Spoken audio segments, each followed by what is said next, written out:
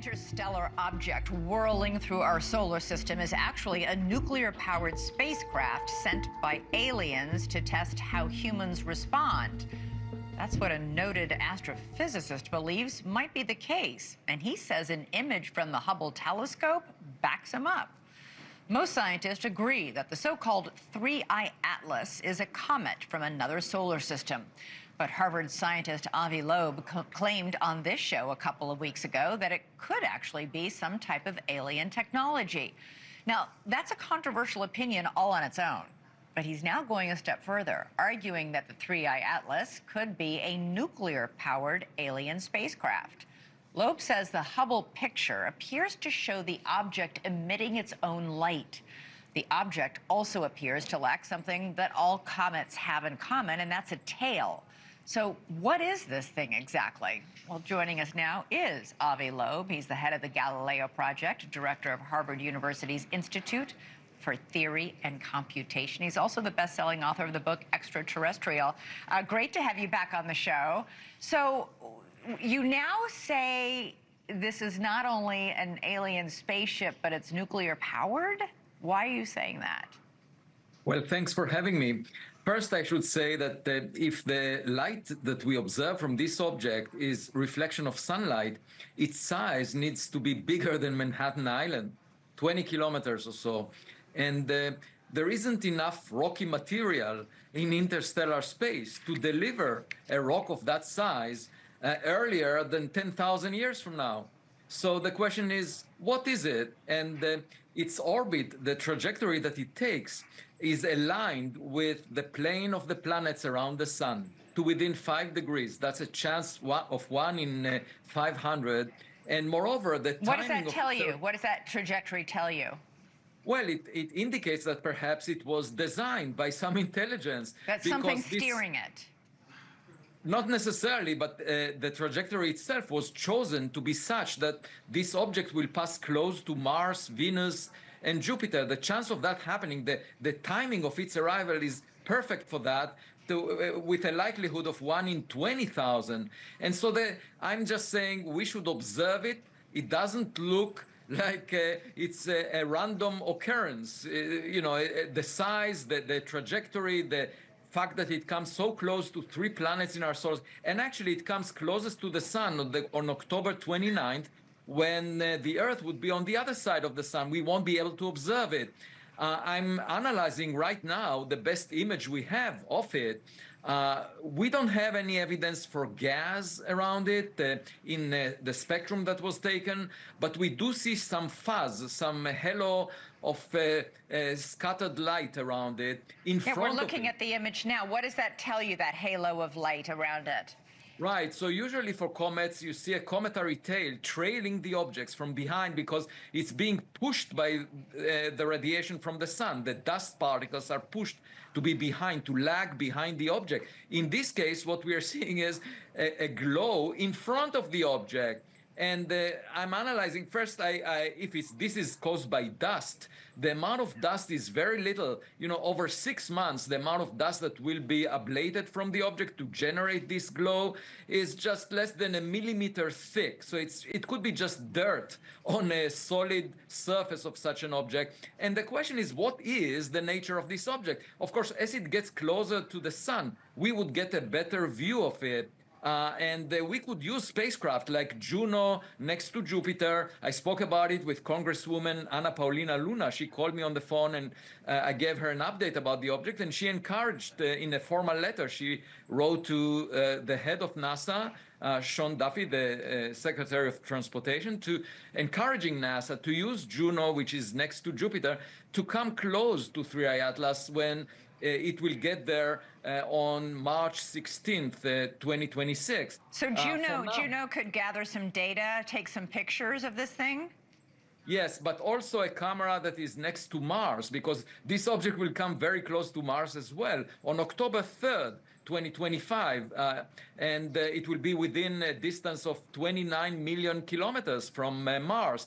And there is a 0.5 meter camera that is currently used to watch Mars itself. But I encourage the team that operates it to look at Three-Eye Atlas, and they can get a pixel resolution of 30 kilometers around this object, so we can get a better Right. sense of what the nucleus of this object is. And super quick, Avi, is there any reason to be concerned about this? Yeah, you never know if what kind of intent it has, and I think we should, in the future, have some international organization that decides how to respond to a visitor to our backyard, because that visitor may enter through the front door. Avi Loeb, fascinating.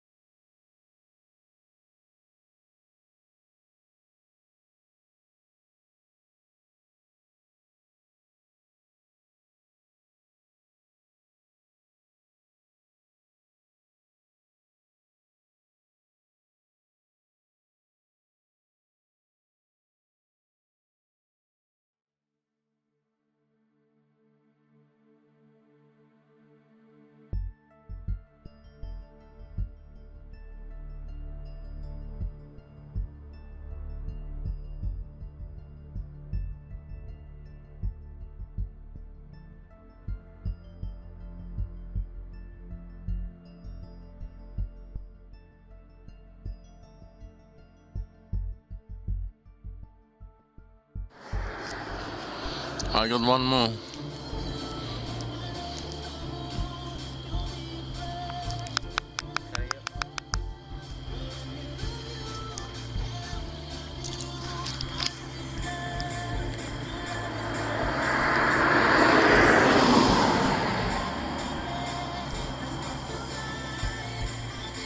Oh, going to cloud. I don't think I went trying to clear. Hold on, you went further away. Gone. Disappear around here. No, because those ones were there, that the cloud didn't stop. They like seem to like get smaller, not disappear.